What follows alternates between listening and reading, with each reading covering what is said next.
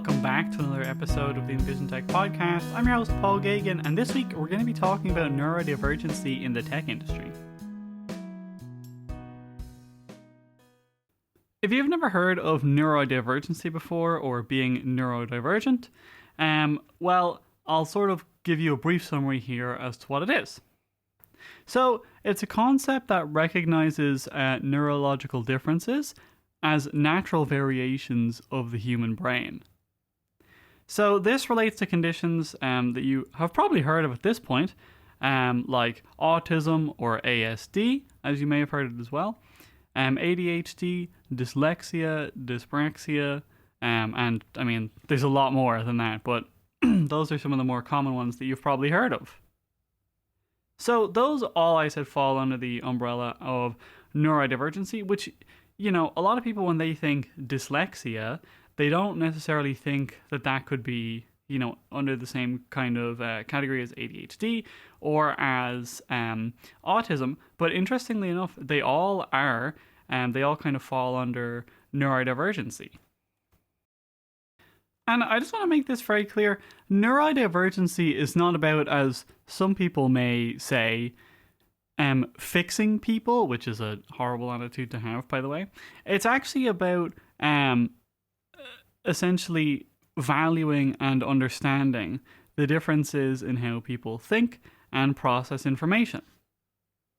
Obviously, it's really valuable because if somebody thinks differently than you, it means that they might have different ideas than you, or they might have a different outlook on something. And it can be really valuable to have that kind of difference, because it can actually help people who aren't neurodivergent maybe come up with better solutions or understand things better, and people who aren't neurodivergent also maybe able to help people who are have that exact same kind of thing occur. So it's important to value those differences instead of kind of making them a negative thing. Now, you may be wondering why, you know, a technology podcast is kind of talking about something like this.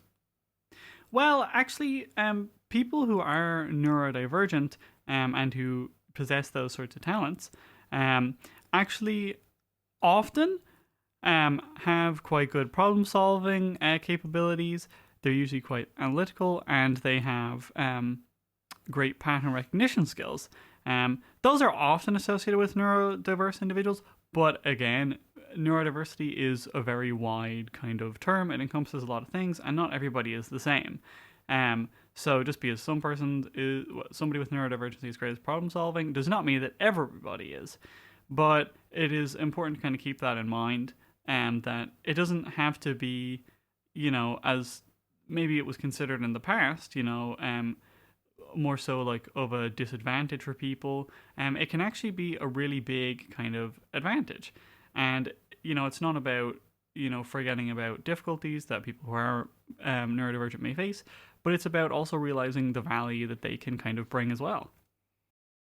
So, as I kind of mentioned before, people who are neurodiverse can actually have very unique perspectives.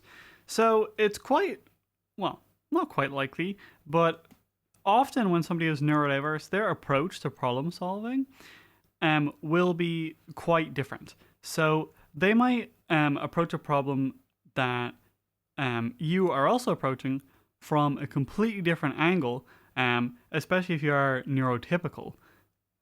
So that means that often something that you've overlooked, like an angle of looking at something, somebody who is neurodiverse may actually realize that you've kind of overlooked this, or because of how they're thinking about the problem, they'll actually be able to come up with more innovative solutions and maybe make sure that when you are solving a problem, you're considering everything that you should be. So again, it's really valuable, and it's kind of sad sometimes because often having diverse perspectives, and I don't mean in terms of, you know, even the types of people who are involved in thinking about something, I just mean in terms of having different opinions and different approaches and different outlooks, you know, that's really valuable. And sometimes it's not very valued. In fact, sometimes it's thought of as a negative thing if you don't agree with everybody else. But in reality, it's not. It's a really good thing.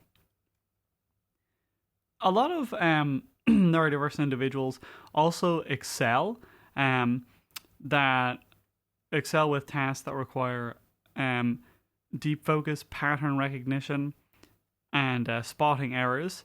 So, it means that in general, well, not in general, but a lot of them can have a very great um, attention to detail, which is obviously really valuable in any industry, but especially in the tech industry, whether it's programming, software testing, and especially cybersecurity. Especially with cybersecurity, I mean, if you can have somebody who might spot a problem that you wouldn't, or who might approach a problem from a different angle than you, that could prove invaluable. That could make the difference between somebody getting access to somebody's credit card information, or their health information, or anything. It's really, really important. Obviously, because of these different kind of approaches, they're often quite good at thinking out of the box, which can help you kind of overcome technical challenges, and also design more inclusive products. Because obviously, if you have somebody on your team who's neurodivergent, they're going to be considering things that other neurodivergent may consider valuable. And obviously, if you're not neurodivergent and you're neurotypical, then you may not think about those things. You may not consider things that somebody with autism might, or somebody with ADHD, or dyslexia, or whatever. Even if it's just something small, like what font you're using. And I shouldn't say small because it's important, but you know what I mean. It's something that neurotypical people will often not put much value or importance on, but it can actually be really important for people who aren't neurotypical and who are neurodivergent. So again, by having people who can kind of express those opinions and have those different ways of thinking and different experiences, it can actually make a really big difference. There's a lot of examples of people with autism making a very big difference in an industry. And the example I'm about to give isn't actually in the tech industry, but it's quite a well-known example. So I just wanted to provide it here. And I think it's actually very interesting. And even if you're not in the tech industry, it'll be very easy to understand kind of the value that somebody who is neurodivergent may bring. So there is a famous figure called Temple Brandon. And she had a really big impact in animal behavior and kind of improving the welfare of livestock. So at a young age, she was actually diagnosed with autism. And because of all her different experiences in life and her neurodivergency, it actually, made her very prominent in the neurodiversity community. And like she is a very kind of prominent voice in that movement to kind of spread awareness. So she actually helped to revolutionize the livestock industry by designing humane cattle handling systems. So she invented like quite a few things that were actually able to help the animals, whether it was restraint systems or curved chutes that were actually able to kind of make, as strange as it sounds, slaughterhouses far more humane and are used around the world. So it improved the efficiency of the operations themselves, and I said it also improved the welfare of the animals, which is really important. I don't know if you've ever seen in, a lot of like older movies, they will maybe be on a farm or something and somebody's, trying to slaughter a cow or a pig or a sheep, and it's horrible, right? It's like very gruesome. It seems very like painful for the animals. So, I mean, if we're going to be doing that to animals, the least we could do is do it in a nice way. Now, she described herself as a visual thinker. So she was able to kind of understand complex systems through images, which a lot of neurotypical people actually kind of struggle with that. Well, a lot of people just in general struggle with that, especially understanding more complex systems. But this allowed her kind of to excel at solving problems that require spatial reasoning, which is often found in autistic individuals. So again, really valuable, especially when you're considering something like making a slaughterhouse more efficient or more kind of less cruel, if you will, for the animals. And it's really important to understand kind of the space that you're dealing with and exactly what will and won't sort of work. So, as I mentioned, she's actually a huge advocate for autism awareness. And she's also done a lot of projects around that. So, for example, she has an autobiography called Thinking in Pictures. And there's also a HBO film called Temple Grandin from 2010. So this helped bring greater visibility to neurodiverse individuals and help change the perceptions of autism. Because as I mentioned, up till more recently, autism was not considered the same thing that it is now. And even now, if you haven't been exposed to kind of what autism or ASD actually is, then you will probably still have all those old misconceptions about autism and about neurodivergency, whether it's ADHD or whatever it might be. There were a lot of misconceptions and a lot of generalizations that it turns out just aren't true. So again, it's really important to kind of consider that it may be more complicated than you think it is actually, and for a lot of people who are neurodivergent, they will actually have a lot of strength that maybe you actually lack. So, currently, anyway, so she's actually a professor of animal science at Colorado State University, where she continues to teach and inspire students. She frequently speaks about neurodivergency and is always advocating for greater acceptance for those who are neurodivergent and who have different cognitive abilities, and she is always highlighting the strengths that neurodivergent people actually have, which again, really important. And again, this is just one person, right? And they made a huge difference in a whole industry, and clearly is very talented. As I said, they're now a professor of animal science, so again, clearly they know what they're doing. So, and there are so many examples of people like this in the tech industry. Even, I personally know multiple people who are autistic or who have ADHD in the tech industry, and a lot of the time, actually, I might have a problem, and maybe I'll mention the problem to them, like, oh, well, actually, have you considered this, or have you tried this? And I'm like, wow, that's a, really great idea, actually, I didn't consider that. And just to kind of show that it's not just me saying these things, there's actually a lot of companies now that have specific initiatives, if you will, that are, kind of focusing on hiring people who are neurodivergent. So, for example, Microsoft's autism hiring program actually focuses on hiring individuals who have autism because they've recognized that they have strengths in fields like coding, data analysis, etc. So again, clearly, it's not just what, I think or what a few people think. Microsoft and a lot of other big companies are actually also embracing this. SAP, they also have an autism at work program, which again demonstrates the success of neurodivergency and people who are neurodivergent in roles that require strong focus and analytical skills. So there's two huge tech companies, again, that are embracing autism and just neurodivergency in general, or at least, attempting to. And again, it's clear that a lot of people are starting to recognize that people who are neurodivergent actually, have strengths people who are not lack. And not everybody, again, not everybody's the same. Not everybody who's neurodivergent is great at those things. Not everybody who's neurotypical is not as good at those things. But again, it's important to realize that a lot of the time our differences will actually make us better. And if we work together, essentially the more different we are, the better for us and the better the outcome. So now that we've kind of talked about some of the positive things about being neurodivergent in the tech industry, I want to talk about some of the challenges.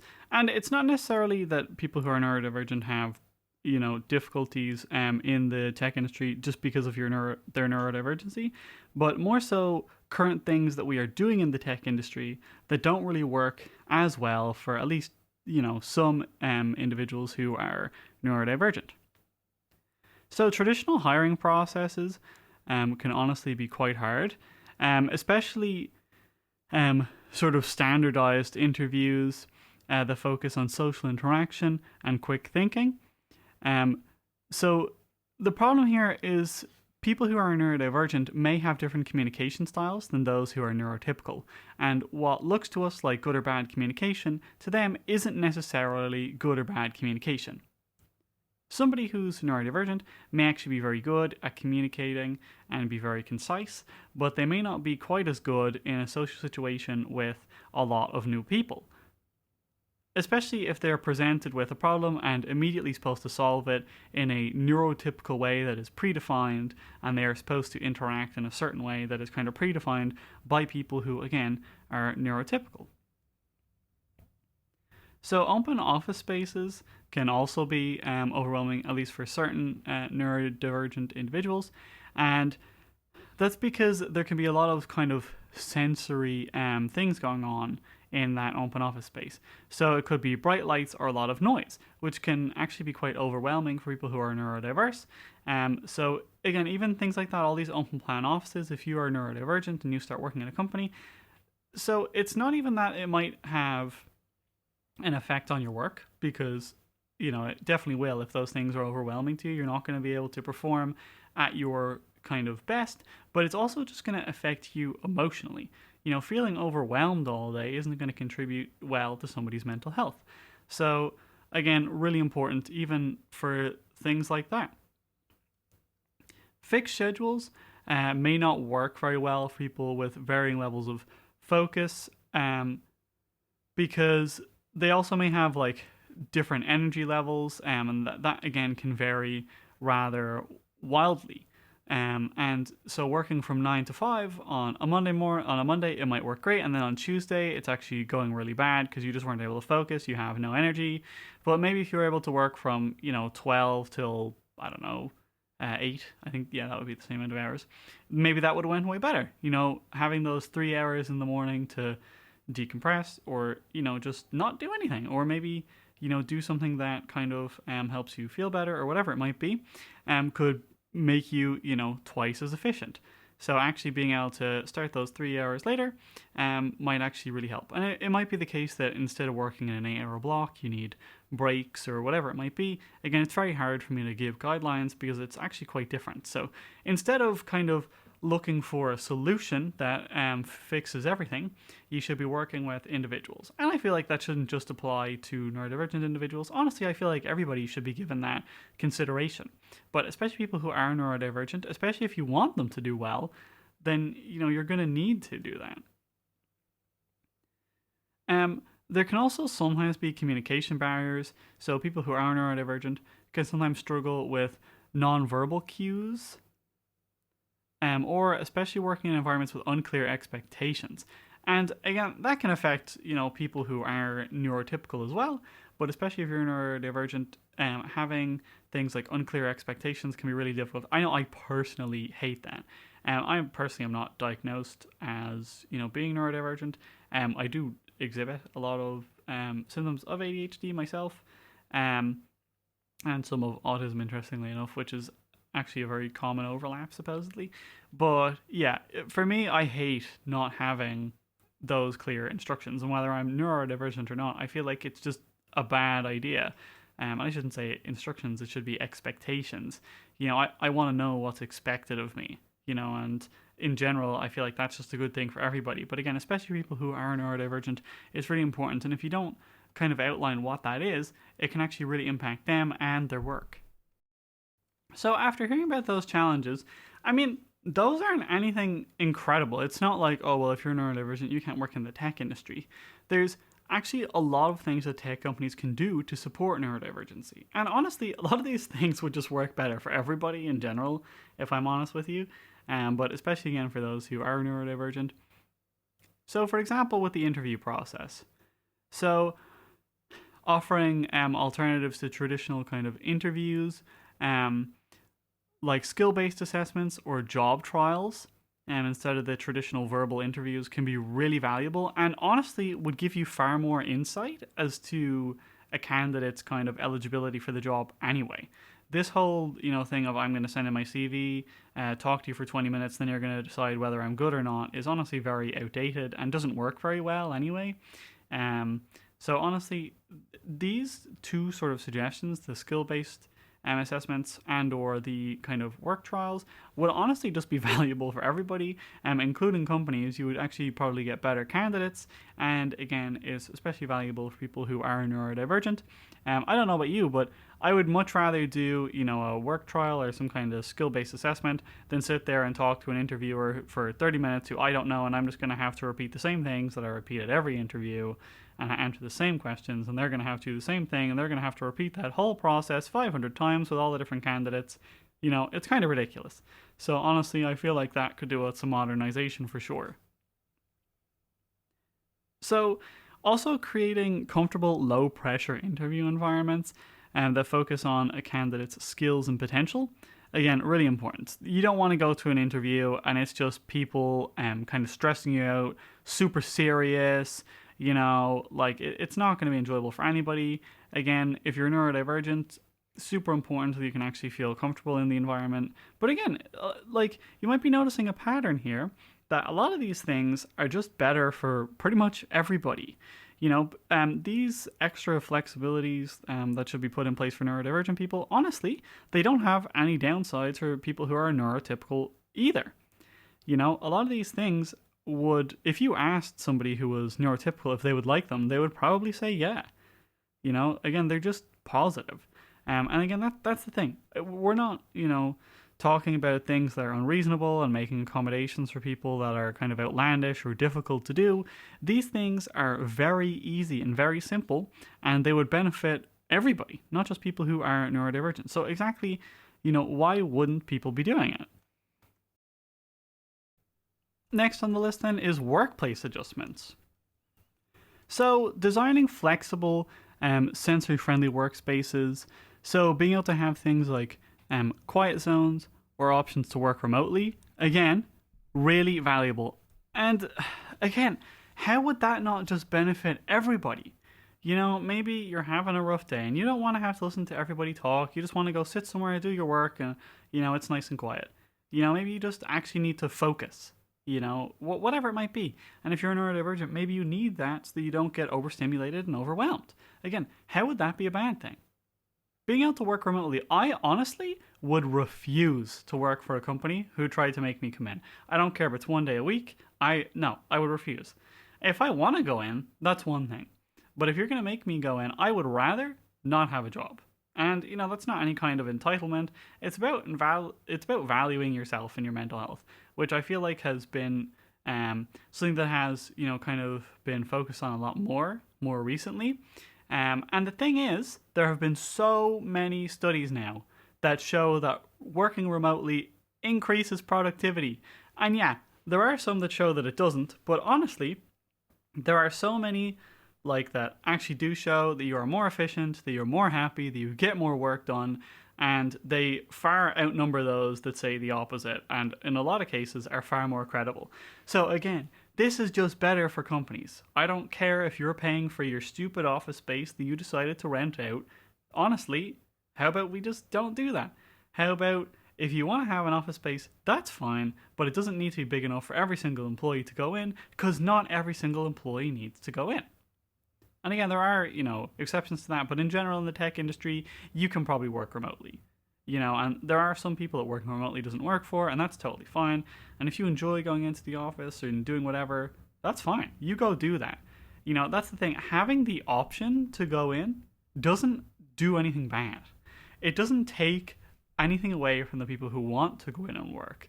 All it does is that the people who don't want to go and commute for an hour or two in the morning and then an hour or two in the evening and, stress themselves out and whatever else it might be, it lets them have the option to work from home and work in a way that's far more comfortable for them and in a way that's far better for them. So again, how would this not just be better for everybody? Encouraging flexible work hours. Again, it can work really well for people who are neurodivergent, because it can work well with their variability in focus and energy levels. But again, how is that a bad thing? You know, like how exactly is that bad? Let's say every day one of your employees, let's just say once a week, right? Once a week, your employee has something that they need to do on a Wednesday morning, and it's at 9 o'clock, right? And every week they have to miss the first hour of work, but they still have to finish up at 5 because that's how the working hours work in your company. If they could just work from 10 till 6 on a Wednesday, I mean, there you go. There's an extra hour of work back, for you and them. So again, why wouldn't you allow that? If somebody works better, between 10 and 6 or between 8 and 4 or whatever the hours might be, even if it's from 8 to 12 and then 4 till 8, maybe they have kids or maybe they have something that they need to do during the middle of the day. Why not let them do it? Again, unless it actually has an impact on their job, which it probably won't, why exactly are we enforcing all these rules on people that are just making it worse for everybody in general, and especially people who are neurodiverse? Obviously, providing clear, structured tasks with kind of defined goals and a clear timeline. Like, again, I'm going to keep saying it, but how would that not just benefit everybody? If it is, very clear what you want and need and when you want it, you will get better results from everybody. Again, it will improve things for people who are neurodivergent drastically, and it will improve things for everybody else. So, again, these aren't unreasonable accommodations, as I keep saying, because I want to stress that point. These are things that would benefit everybody. I can't think of a single person who wouldn't benefit from better defined goals and from a clear timeline. Again, how exactly would that have a negative impact on anybody? It's not even about everybody needs to, be quiet in the office and nobody's allowed to speak and we have to turn off the lights. Like that is obviously not super reasonable. That's not at all, what people who are neurodiverse probably want. And again, a lot of these things would actually benefit everybody. There's plenty of other things like, for example, pairing neurodiverse employees with mentors to kind of help circumvent some of those workplace challenges, providing neurodiversity, diversity and inclusion training for management to create an understanding of neurodiverse needs and just other disabilities in general. So again, really, really small changes that you can make here. I said there's a lot of benefits here. People who are neurodivergent can also obviously create a more divergent kind of thought process and come up with a lot of the time innovative kind of problem solving and more creative product development. So again, fantastic. Obviously that can help improve products in general. It can help create better or more inclusive software, which is just going to cover more user experiences, so more users are going to enjoy using your software, which is never a bad thing. Teams with neurodiverse individuals are also more likely to consider accessibility and usability issues earlier in the design process, include improving the overall product. So again, how is that a bad thing? That is just better for everybody. Better problem solving. So cognitively diverse teams are shown to actually be better at solving complex problems as they offer a range of viewpoints. So again, everybody's going to be having different approaches and different opinions, so that is just going to be better at helping solve problems, again, which is fantastic for the tech industry. Now, in terms of some kind of things that people who are neurodivergent, how good things that you can do if you're actually entering the kind of tech industry.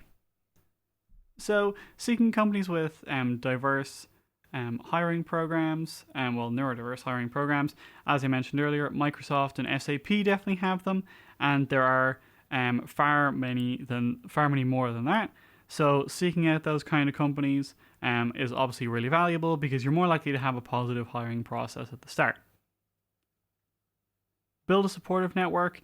So being able to join communities and groups that focus on neurodivergency in tech. For example, there's one called Autism in Tech, which is obviously very easy to remember. It's literally just Autism in Tech because it's for people who have autism and are in tech. So Again, being able to join kind of groups like that can help you overcome challenges, get advice, and maybe figure out exactly what you need to do. Self-advocacy. So this is really important for everybody, honestly, but especially if you're neurodivergent or have a disability, whatever it might be. Be open about your needs and your strengths, and then seek accommodations that can help you perform at your best. So, for example, requesting sensory adjustments or more structured communication can be really helpful, but actually being able to kind of be open about those and to let people know exactly what it is that you need. As I mentioned, things are actually looking up. The increased recognition of neurodivergent talents has been increasing, and a lot of companies are actually, valuing this a lot. Hence the programs that I mentioned earlier from companies like Microsoft and SAP. And this also means that obviously workplace adjustments are becoming more common and more diverse hiring processes in general. So neurodivergency is an innovation driver. We've already talked a lot about that, but all it does is help there be more diverse perspectives and different approaches to problem solving, which again is always good. Obviously, creating a neurodiverse friendly tech landscape, whether it be actual software itself or the companies themselves, hiring more neurodivergent individuals, etc. Again, it's looking good, thankfully. The days of stereotypes and, these kind of stigmas do seem to be behind us at this point, or at least are about to be. So again, it's great to kind of see things improving there. So, as I mentioned, it is really important to actually value neurodivergent individuals in the tech industry and the potential that they bring to actually solving complex problems. So whether you are a tech company or somebody who works at a tech company or a neurodiverse individual, obviously helping to make things more inclusivity, whether it's, creating better hiring practices, being open about your needs, or whatever it might be, to just make the tech industry better for everybody. So if you are neurodivergent, or if you have had experience with somebody who is neurodivergent in the tech industry especially, then, please feel free to let us know what your experience was, and maybe you have some thoughts and some suggestions that work well for you or that have worked well for others. That is going to be it for this episode of the EnvisionTech Podcast.